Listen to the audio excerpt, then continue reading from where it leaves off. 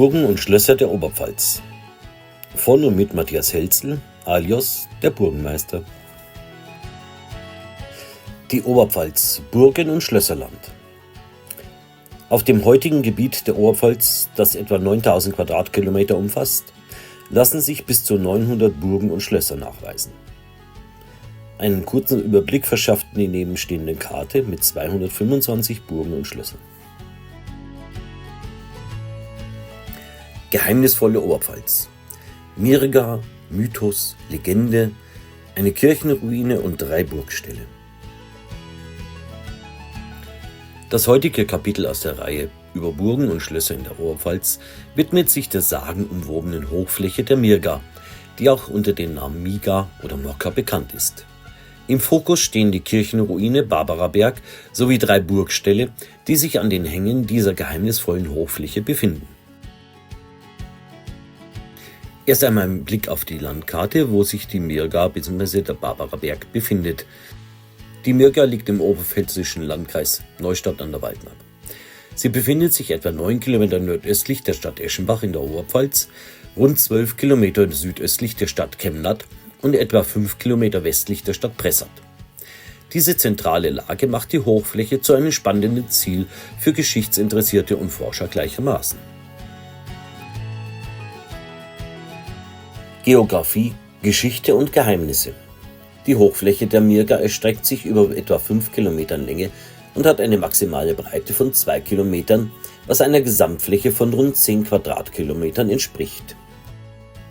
Dieses faszinierende Areal ist reich an Geschichte und Mythen. Die Mirga und ihre markanten Orte. Barbaraberg.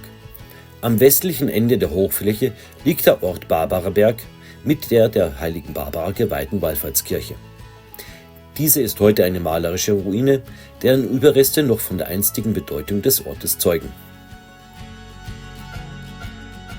Judenberg. Der östliche Ausläufer der Hochfläche wird Judenberg genannt. Es wird vermutet, dass sich hier die Keimzelle der späteren Stadt Pressath befand. Burgstall Neuhaus. Auf der südlichen Seite der Hochfläche liegt der Burgstall Neuhaus. Hier sind ein Burghügel und ein Halsgraben sichtbar, die von der einstigen Anlage künden. Burgsitz Pichelberg. Südöstlich der Mirga liegt die Ortschaft Pichelberg. Von dem dortigen Burgsitz haben sich keine Überreste erhalten. Burgstall Breisach. Nördlich der Mirga, in der Ortschaft Breisach, finden sich die Überreste einer Burg. Von ihr sind noch Kellergewölbe und wenige Mauerreste erhalten. Weitere historische Bauwerke. In der weiteren Umgebung der Mirga befinden sich mehrere kulturhistorisch bedeutende Gebäude, darunter das Kloster Speinsat, das Hammerschloss Trabitz, das Hammerschloss Veilershammer und das Hammerschloss Zintelhammer. Diese Denkmäler stehen jedoch nicht in direktem Zusammenhang mit der Mirga und werden eventuell in eigenen Videos dargestellt. Die Gegend ist geprägt von Mythen, Legenden, die bis heute die Fantasie beflügeln. Historische Überreste, darunter die imposante Kirchenruine Barbaraberg und die Relikte 3 Burgställe, erzählen von einer bewegten Vergangenheit, die teils noch im Dunkeln liegt. Bedeutung des Namens Mirga oder Miga. Der Ursprung des Namens Mirga oder Miga wird als slawisch angesehen, wobei das Wort Mir eine Vielzahl von möglichen Bedeutungen hat. Diese reichen von konkreten Begriffen wie Bauerngemeinde, Gemeindeflur, Gemeindeversammlung, Mauerwerk oder Trockenmauer bis hin zu abstrakten Konzepten wie Weltall, Welt, Frieden, friedlich und im Frieden. Die breite Interpretationsmöglichkeit des Namens eröffnet Spielräume für zahlreiche Deutungen und trägt damit zur Mystik und Legendenbildung um die Mirga bei. Es bleibt dem Betrachter überlassen, welche Bedeutung am besten zur Geschichte und den Mythen dieser sagenumwobenen Hochfläche passt. Hier vom Pichelberger Kreuz hat man den besten Rundumblick von der Hochfläche Mirga in alle Himmelsrichtungen.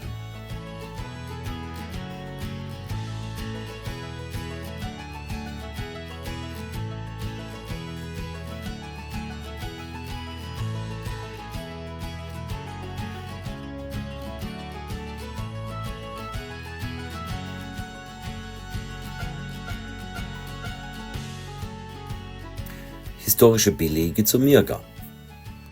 Ein bemerkenswerter historischer Hinweis zu Mirga findet sich im Saalbuch des Herzogtums Bayern aus dem Jahr 1280, das von Herzog Ludwig dem Strengen angelegt wurde. Dort wird die Mirga mit dem Eintrag Villa Mirga im Amte Eschenbach erwähnt, was auf eine Siedlung in der Region hinweist. Immer wieder auftauchende Funde, wie kleine Hufeisen oder eckige Münzen, werfen Fragen zur Bedeutung der Mirga auf.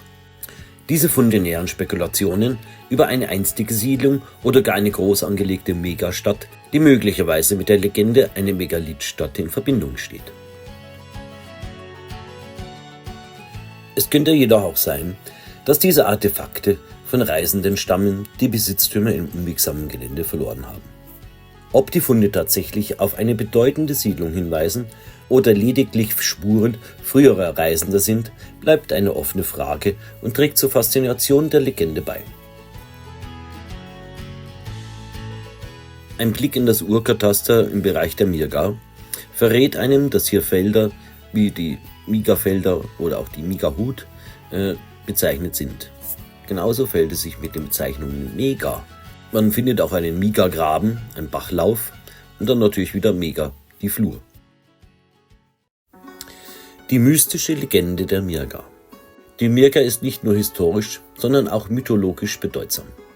Ihre Hochfläche, geprägt von der Kirchenruine und den Burgstellen, umwoben von Sagen und Geschichten, zieht Historiker und Sagenliebhaber gleichermaßen in ihren Bann. Die Legende erzählt, dass sich auf der Hochfläche Mirga eine bedeutende slawische oder sogar nariskische Stadt erhob. Eine Stadt aus Holz und Stein, die weit über die Region hinaus bekannt war. Diese Stadt soll nicht nur Heimat einer wohlhabenden Gesellschaft gewesen sein, sondern auch ein Ort, an dem bedeutende Zeremonien und heilige Rituale stattgefunden haben. Die Anführer und Priester lebten hier in prunkvollen Häusern, die verziert waren mit mystischen Zeichen und Göttersymbolen, die über die Stadt wachen sollten. Ein riesiges goldenes Kreuz, so erzählt man sich, war einst über der Stadt als Wahrzeichen angebracht. Manche sagen, das Kreuz sei ein Geschenk der Götter gewesen, während andere glauben, dass es von einem unbekannten, mächtigen Volk geraubt wurde und somit auch den Untergang der Stadt auf der Mirga verursachte. Eines Tages, so erzählt die Sage weiter, verschwand die Stadt so plötzlich und spurlos, wie sie entstanden war. Niemand weiß genau, was passiert ist. Manche glauben, dass ein Vulkanausbruch, in Sichtweite sind die Vulkane Rauerkohlen und Parkstein, oder ein Erdbeben die Stadt zerstörte. Andere sagen, dass die Götter verärgert waren und die Stadt mit einem Fluch belegten, der alle Bewohner dazu zwang, sie zu verlassen. Eine dritte Legende besagt, dass die Stadt und ihre Bewohner in einen geheimnisvollen Nebel gehüllt und für immer aus der Welt der Lebenden entrückt wurden. Was blieb, war nur das goldene Kreuz, verborgen unter der Erde der Mirga. Seit dieser Zeit heißt es, dass nur ein Auserwählter mit reinem Herzen das Kreuz jemals wiederfinden kann. Immer wieder erzählen sich die Leute von seltsamen Entdeckungen, die Bauern beim Pflügen der Äcker machen. Es heißt, sie stoßen auf Überreste der längst vergessenen mystischen Stadt, wie etwa Tür, Fenstergewände, kunstvoll behauene Quader oder sogar Bruchstücke von alten Statuen, die vom einstigen Glanz dieser Stadt zeugen sollen. Manche berichten von einem eigenartigen Flüstern, das sie beim Auffinden der Reste begleitet haben soll, als würde die Erde selbst die Geheimnisse der Vergangenheit preisgeben. Soweit die Legende der geheimnisvollen, mystischen Mirga-Geschichte.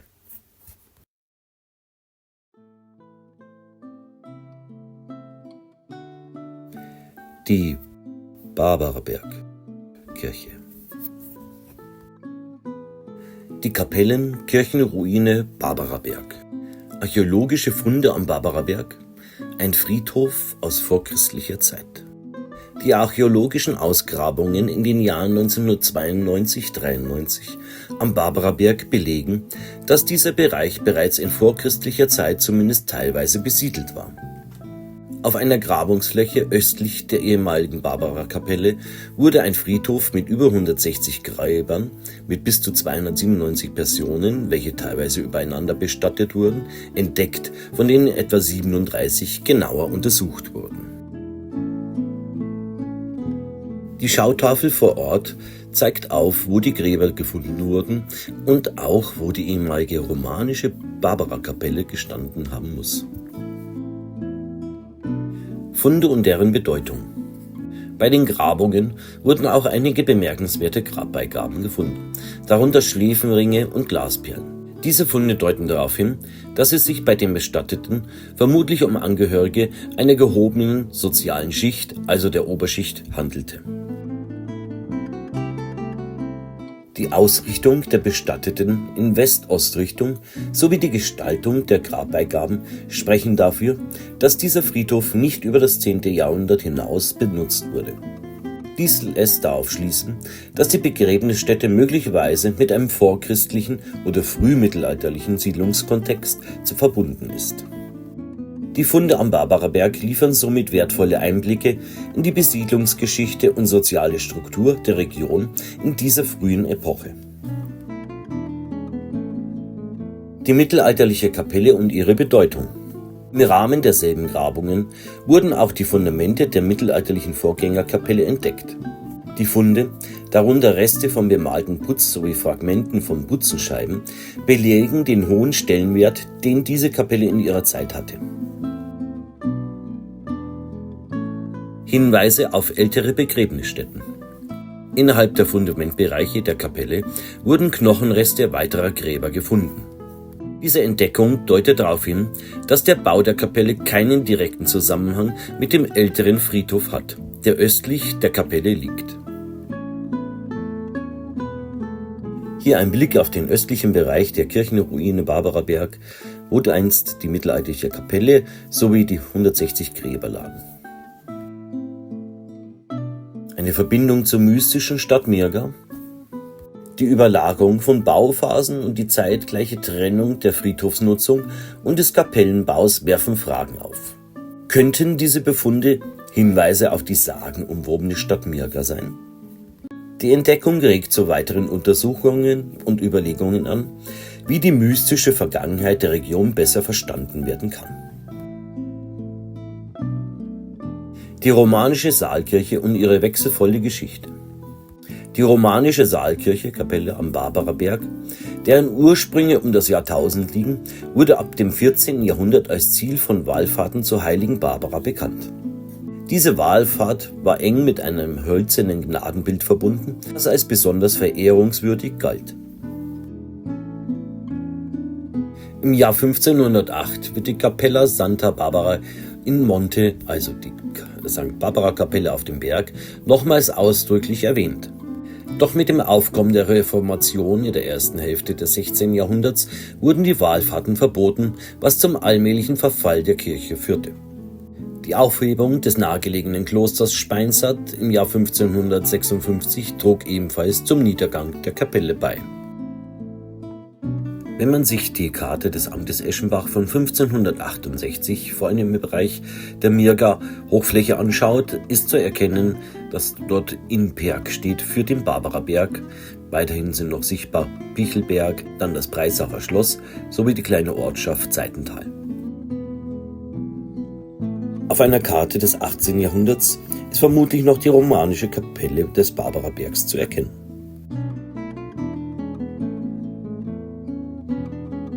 Hier der Übersichtsplan der gesamten Barbarabergkirche bzw. Kapelle, markiert und blau hervorgehoben die romanische Kapelle, die heute leider nicht mehr sichtbar ist.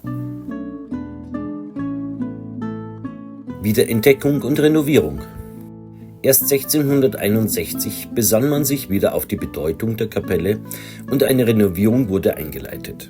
Das Gnadenbild, das die Reformation und den Dreißigjährigen Krieg nahezu unversehrt überstanden hatte, wurde dabei in der Erde einer Scheune gefunden. Nach seiner Wiederentdeckung kehrte es in die Kapelle zurück, wodurch die Tradition der Wallfahrten neues Leben erhielt. Von der Barockisierung zur Ruine.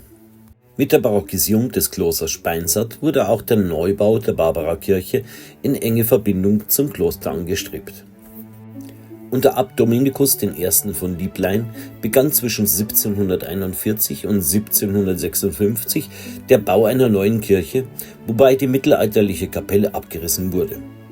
Anstelle der alten Kapelle entstand ein kreuzförmiger Rokokobau mit östlich gelegenen Seitenflügeln, die den Chorherren des Klosters Speinsart als Sommersitz dienten. Vergleicht man die Ausstattung der neuen Barbarakirche mit der prachtvollen Klosterkirche in Speinsart, lässt sich erahnen, welche kunstvolle Gestaltung die Barbarakirche einst hatte. Hier die Darstellung der Barbarabergkirche auf einem Idealplan des Klosters aus der Zeit um 1749. Man soll beachten, der Turm ist allerdings auf der verkehrten Seite. 1803, während der Säkularisation, wurde die Kirche geschlossen.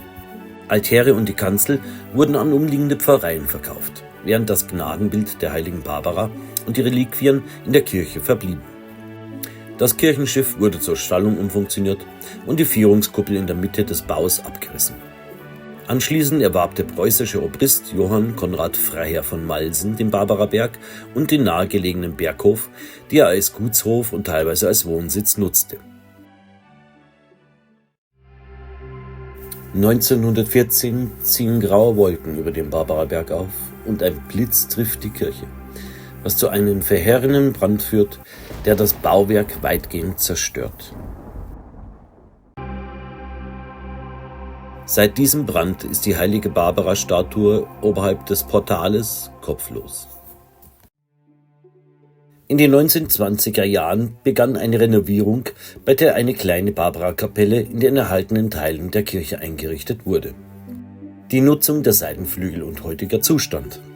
Die Seitenflügel des ehemaligen Rokokobaus wurden von Bauern als Wohnhäuser genutzt, während im südlichen Flügel ein Wirtshaus eingerichtet wurde.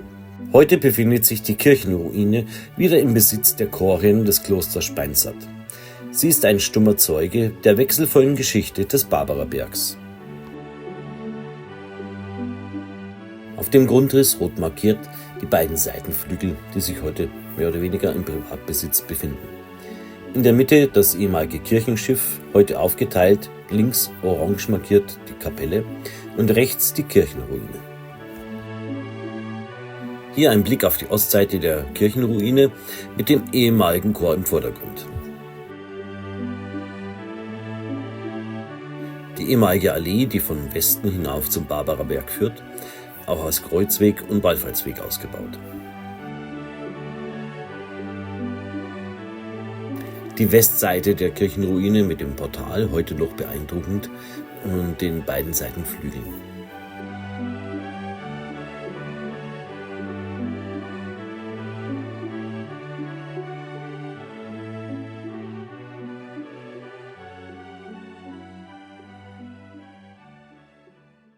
Werfen wir einen Blick hinein in die heutige Kapelle mit einem St. Barbara-Altar, alles eher ganz schlicht gehalten.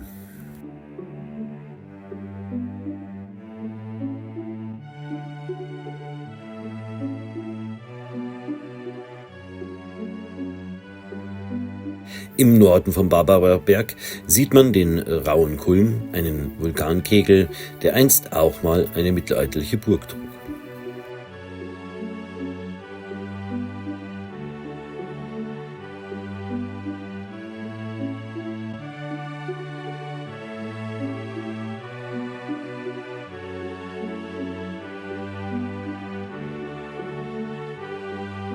Ein Blick in den nördlichen Bereich der Kirchenruine. Hier war einst der nördliche Altar in einer Apsis installiert.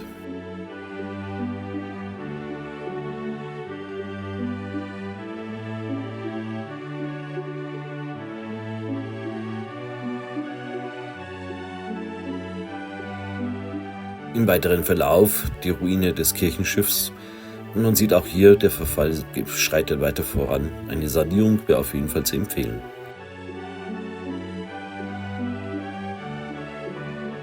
Und nochmal ein Blick auf die Ostseite der Kirchenruine, wo einst der Hochaltar stand.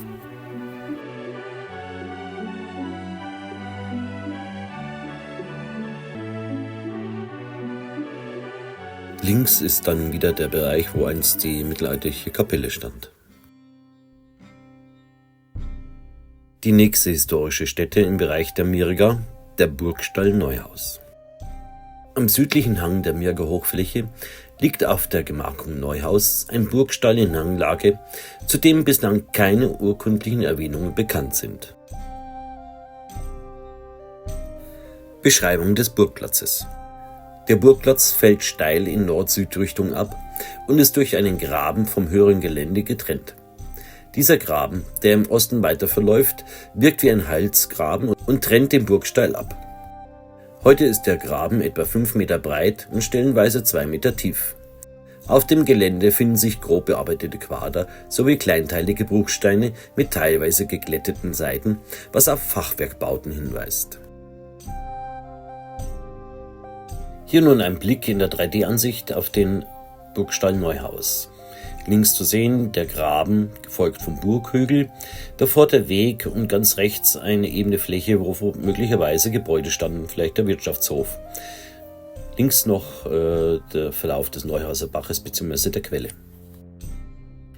Die Untersuchungen von Dr. Thieser und Dr. Losert legen nahe, dass der Burgstall ins 11. Jahrhundert datiert werden kann, also vor der Gründung des Klosters Speinsart im Jahre 1145. Links sieht man nun einen dieser Quader, der mittlerweile frei liegt. Rechts einen sogenannten Zwickel, also einen Stein, der auf einer Fläche bearbeitet ist. Hier weist er auch noch Mörtelspuren auf und zur Verfüllung der Gefache im Fachwerk diente. Auf dem Burghügel fallen Schutthügel im Norden und Osten auf, die möglicherweise Überreste eines Turms oder einer schildmauerartigen Verstärkung sind. Im südlichen Bereich deuten kleinere Schutthügel auf Fachwerkbauten hin, vielleicht auf einen Wohntrakt. Am südlichen Fuß des Hügels sind 2 eingeebnete Flächen erkennbar, die auf ehemalige Gebäude hindeuten, möglicherweise einen Wirtschaftshof der Burg. Hier nun ein Blick auf den möglichen Grundriss des Burgstall Neuhaus. Unter 1 der Turm, 2 war ein enger Hof, wo auch der Zugang bestand. 3 der Wohnbau, wahrscheinlich im unteren Bereich gemauert und darüber Fachwerk. 4 der Graben, Norden und Osten. 5 der Weg, wahrscheinlich heute ein moderner Weg, der damals wahrscheinlich nicht so bestand. Und 6 der Wirtschaftshof. Das Bild zeigt die Westseite des Burghügels, rechts der Burghügel und davor der Weg, der um den Burghügel herumführt. Der ist heute leider etwas ausgebaut und der Burghügel beschädigt. Hier die Nordseite des Burghügels, davor der Graben und dann ansteigend der Burghügel, die mögliche Lage des Turms bzw. der Schildmauer. Hier die Südseite des Burghügels, hier läuft der Graben aus. Rechts oben die grün bewachsene Fläche, das wird der ehemalige Wirtschaftshof gewesen sein. Nun sind wir auf dem Burghügel, vorne die Turmlage, gefolgt vom Hof und weiter unten der Wohnbau. Hier der Versuch einer Rekonstruktion der Burg Neuhaus aus Sicht von Westen. Dank der 3D-Geländevermessung durch Kulturschätze deiner Region konnte man dieses Modell erstellen. Die Wasserversorgung war durch die nahegelegene Quelle, den Neuhauser Brunnen, sichergestellt. Laut dem Volkskundler Franz Xaver Schönwerth soll sich an der Quelle einst eine Einsiedelei oder sogar ein Tempel befunden haben. Jedoch gibt es hierzu keine sichtbaren Überreste. Hier ein Blick auf den Teich, der durch die Neuhauser Quelle gespeist wird.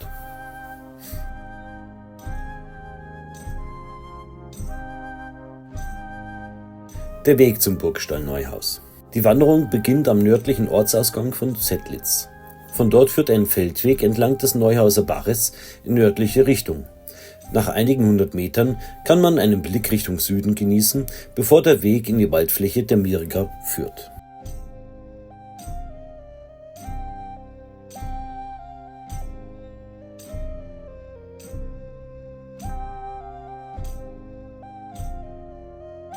Am Rande der Waldfläche sind zahlreiche alte Wege sichtbar, die leicht übersehen werden können. Ein Abzweig führt nach Osten, wo eine wallartige Fläche auffällt, die bis zum Burgstall Neuhaus reicht und entlang der Gemeindegrenze Speinsart-Trabitz verläuft. Ein weiterer Abzweig in südliche Richtung führt schließlich direkt zum Burggelände. Die Lage des Burgstall Neuhaus verbindet Geschichte und Natur und bietet Besuchern einen faszinierenden Einblick in die Vergangenheit. Pichelberg, der verschwundene Burgsitz. Pichelberg wird erstmals im Zusammenhang mit der Gründung des Klosters Speinshardt im 12. Jahrhundert erwähnt. Ab 1308 finden sich detaillierte Aufzeichnungen über die Besitzverhältnisse des Ortes, die Aufschluss über seine historische Bedeutung geben. 1308 ist Pichelberg im Besitz der Schlüsselberger. In diesem Jahr verlieh Gottfried I. von Schlüsselberg einen Hof in Pichelberg an Dietrich von Parsberg, der diesen als Afterlehen an die von Bibra, möglicherweise von Bibrach, weitergab. Noch im selben Jahr übertrug Konrad II. Von Schlüsselberg einen weiteren Hof an das Kloster Speinshardt. Dieser war zuvor im Besitz von Friedrich von Bernstein, ein Ort bei Erbendorf. Die Schlüsselberger verliehen Pichelberg als freies Eigen mit Vogteirechten an das Kloster Speinshardt.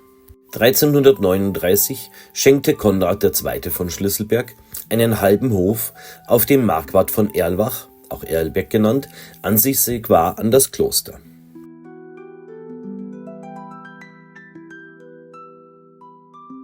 Von 1339 bis 1503 waren die Erlbecks auf Pichelberg ansässig. Sie führten den Titel Erlbeck zu Pichelberg oder Erlbeck zu Breisach und Pichelberg.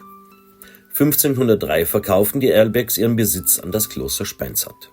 Ab ihrer Ansiedlung wird ein Sitz, vermutlich ein Burgsitz, in Pichelberg vermutet. Im 15. Jahrhundert treten auch die Püchel zu Pichelberg auf. Aufgrund der Namensähnlichkeit könnte eine verwandtschaftliche Beziehung zu den Erlbecks bestanden haben. In der zweiten Hälfte des 15. Jahrhunderts verschwinden die Püchel jedoch aus den Aufzeichnungen. Nach dem Aussterben der Schlüsselberger fiel der verbliebene Besitz an das Bistum Bamberg. Im 16. Jahrhundert wurde ein Großteil der Ländereien an die Leinecker von Nemmersdorf, genannt Schütz, als Mannlehen vergeben. Mit dem Aussterben der Leinecker verschwand auch die Erwähnung des Sitzes zu Pichelberg endgültig.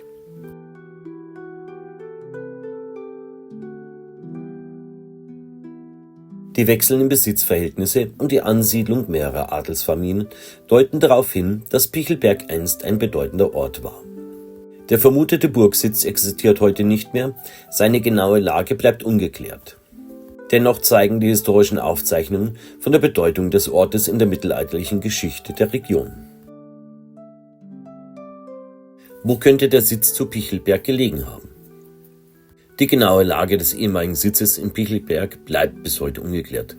Doch verschiedene Hinweise und Spekulationen bieten mögliche Ansätze. Zum Beispiel die Quelle im Ort. Ein Vergleich mit den Burgresten von Neuhaus und Breisach, die ebenfalls in der Nähe von Quellen, Bachläufen errichtet wurden, legt nahe, dass der Sitz in Pichelberg an der Quelle im Ort gelegen haben könnte. Diese strategische Platzierung hätte den Zugang zu Wasser für die Burgbewohner und ihre Tiere gesichert. Eine Karte des Amtes Eschenbach aus dem Jahr 1568 gibt weitere Hinweise. Sie zeigt Pichelberg als einen Ort mit 2 Turmgebäuden und einem querstehenden größeren Gebäude. Der Kreis in einem Turm im Vordergrund könnte auf den Amtssitz hinweisen. Dies deutet darauf hin, dass der Sitz Pichelberg vermutlich ein einfacher Turmbau war, der über die Jahrhunderte entweder verschwunden oder in anderen Strukturen integriert wurde. Hier nun der Kartenausschnitt aus der Karte des Amtes Eschenbach von 1568 mit der Markierung von Pichelberg. Schön zu sehen, in der Mitte der etwas größere Turm mit dem Kreis, der eigentlich auf den Amtssitz hindeutet, rechts ein schmälerer Turm, links ein querstehendes Gebäude. Zwischen den Türmen könnte es sich sogar um eine Mauer, eine Wehrmauer handeln. Eine alternative Theorie. Eine weitere Spekulation bringt den Schönhof als möglichen Standort ins Spiel. Dabei handelt es sich um einen freieigenen Gutshof außerhalb der Ortschaft. Jedoch spricht die isolierte Lage gegen die Annahme, dass der Schönhof der Sitz von Pichelberg war. Sitze oder Burgstellen waren typischerweise eng mit der Ortschaft verbunden, um deren Schutz und Verwaltung zu gewährleisten. Ein Blick auf das Urkataster von Pichelberg mit der markierten Quelle sowie dem Schönhof etwas außerhalb der Ortschaft. Die lückenhafte Überlieferung und die wenigen erhaltenen Hinweise machen es schwer, den Sitz zweifelsfrei zu lokalisieren. Dennoch bleibt die Hoffnung, dass zukünftige archäologische Untersuchungen oder neue Funde in Archiven weitere Klarheit über den Sitz in Pichelberg bringen können. Hier ein paar Bilder aus der Ortschaft Pichelberg, links die Quelle und rechts einer der wenigen historischen Plätze, die noch in Pichelberg erhalten sind, eine kleine Kapelle. Pichelberg, wo kommt der Name her? Das früher geschriebene Büchelberg oder Buchelberg verregt es ein bisschen und die Namensforscher sind sich auch einig, dass der Name von Pichelberg von Buchen kommt, die auf einem Berg gestanden sind. Fazit: Der Sitz zu Pichelberg war höchstwahrscheinlich ein Turmbau, der an zentraler Stelle im Ort gelegen war. Trotz der offenen Fragen und der spekulativen Ansätze bleibt die Geschichte des Sitzes eng mit der Entwicklung von Pichelberg und seiner Umgebung verknüpft. Das Schloss, die Burg zu Breisach. Die dritte Burg, die mit der sagenumwobenen Virger Hochfläche in Verbindung gebracht wird, befand sich in der Ortschaft Breisach am südwestlichen Ortsausgang. Die Wahl des Standortes zeigt erneut die Bedeutung von Wasser, da sich der Burgplatz in unmittelbarer Nähe zum Weihergraben befand, der heute den Dorfteich speist.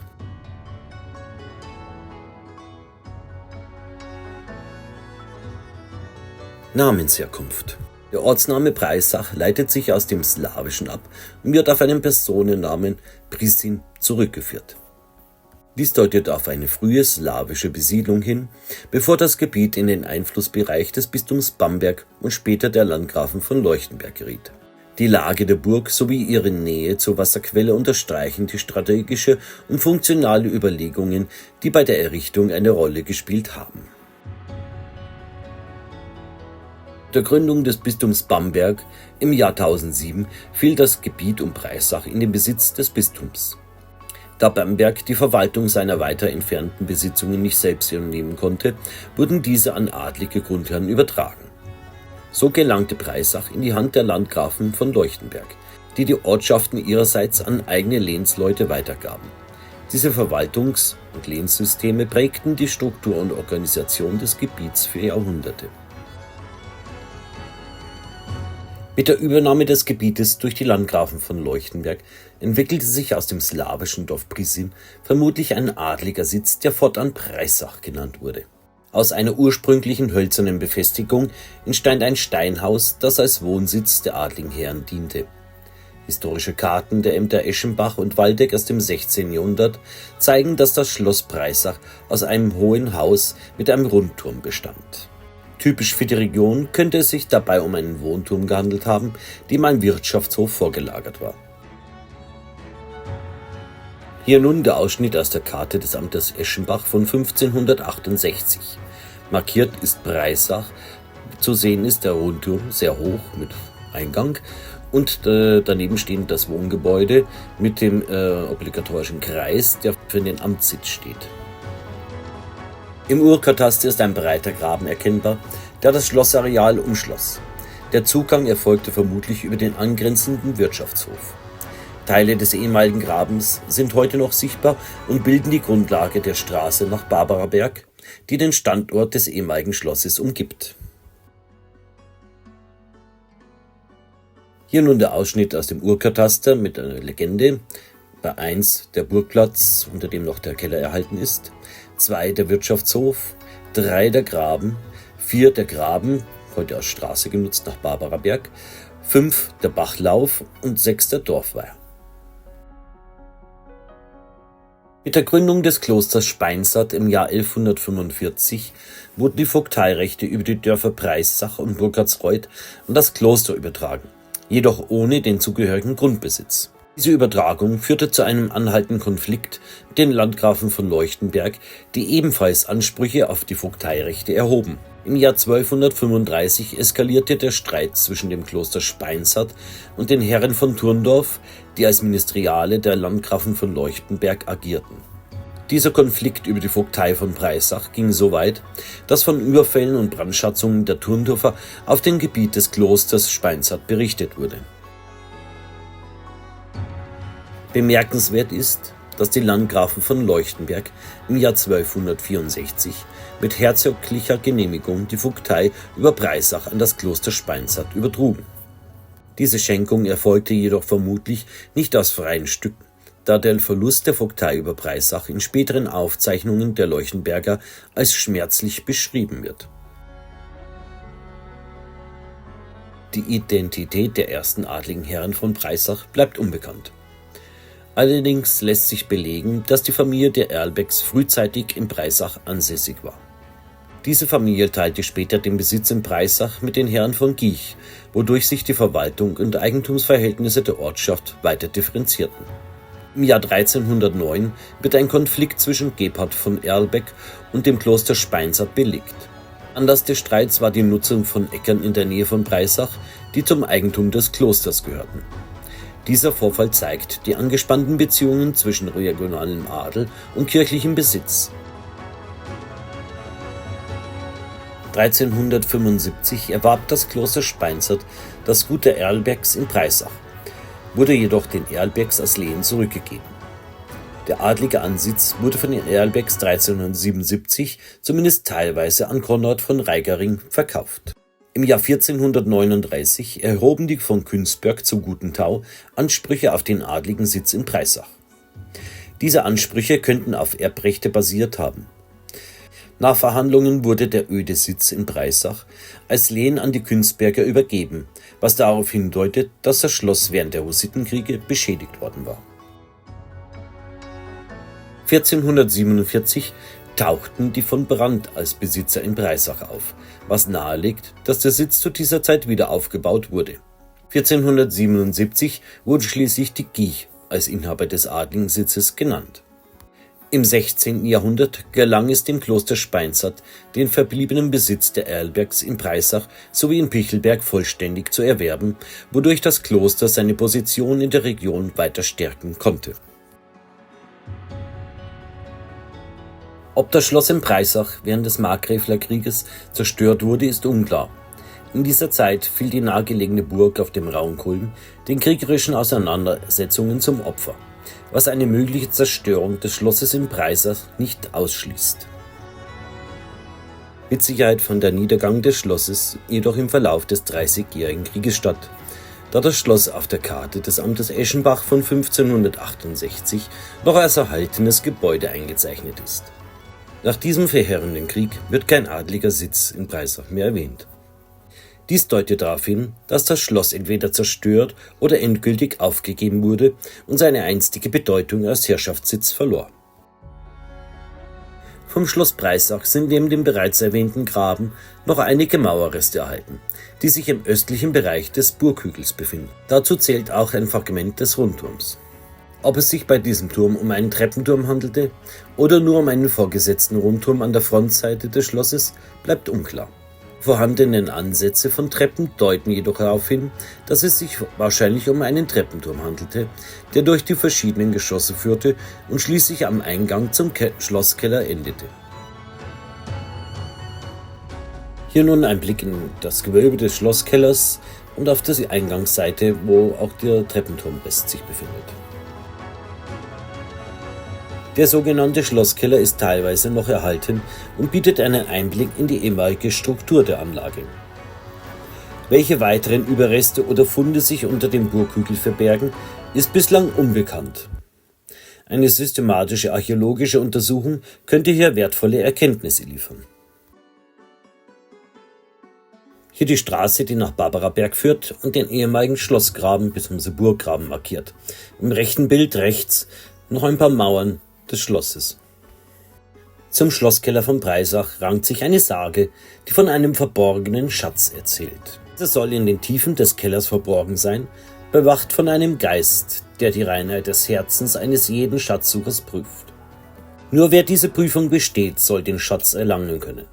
Andernfalls verschwinden der Geist und der Schatz, und der Suchende erwacht außerhalb des Schlossgeländes, unfähig, den Kellereingang erneut zu finden.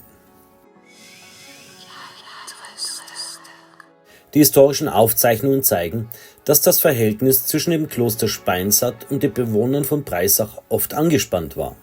Besonders während der Bauarbeiten am barocken Klosterneubau kam es zu Konflikten.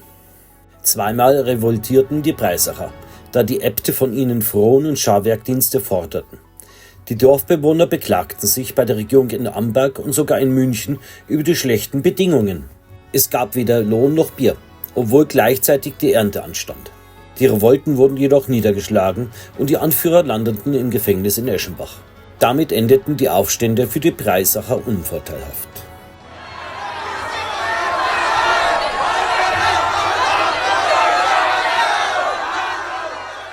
Zum Schluss kehren wir noch einmal zurück zum Barbaraberg, dem markantesten Punkt der Mirger Hochfläche. Wenn man von der letzten Station in Breisach die Straße durch den Schlossgraben nimmt und sich Richtung Barbaraberg aufmacht, geht es immer steiler hinauf auf die Hochfläche. Hier merkt man dann auch, dass sich keinerlei Bebauung auf der Hochfläche befindet, außer der Ortschaft Barbaraberg mit der Kirchenruine am westlichen Ende der Hochfläche.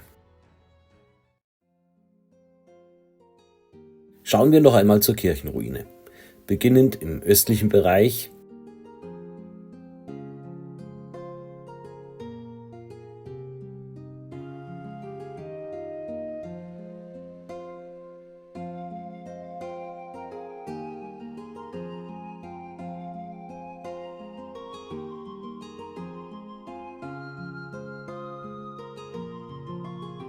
hier der Chorraum, der heute ganz schön ruiniert ist.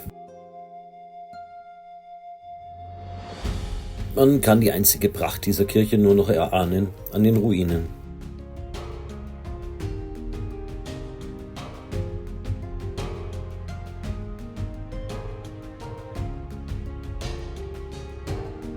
Hier war die südliche Apsis, also der südliche Altarraum. Vielleicht stand in dieser Nische eine Figur. Diese heutigen Durchgänge waren einstmals nicht vorhanden und sind Resultat des Verfalls.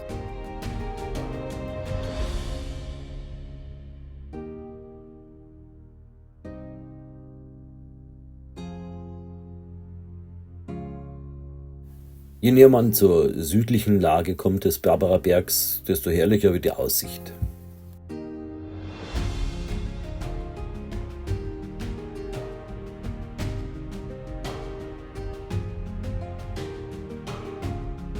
Hier nun der Blick Richtung Süden und Südwesten.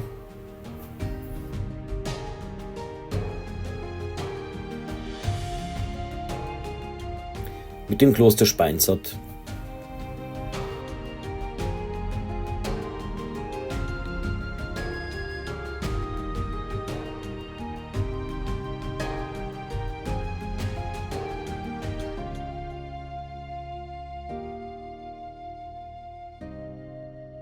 Noch einmal der südliche Blick auf die Wallfahrtskirche.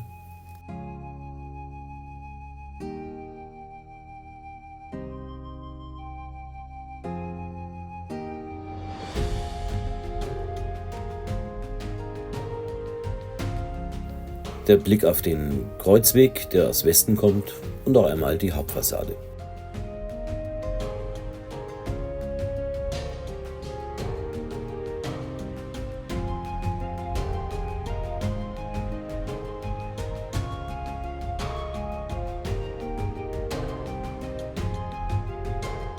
Was ist wohl der Grund dafür, dass diese Hochfläche bis heute ohne Ortschaft oder Ansiedlung frei geblieben ist?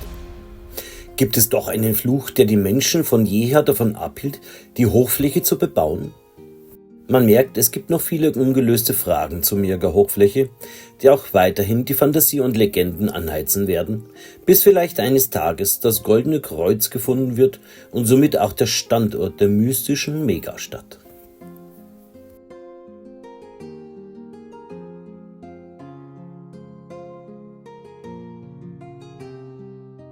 Das war mein Video zur mystischen Mirger Hochfläche und den 3 Burgstellen sowie der Kirchenruine Barbaraberg aus der Reihe Burgen und Schlösser der Oberpfalz.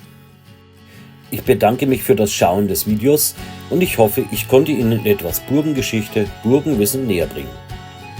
Ihr Matthias Helzel, alias der Burgenmeister.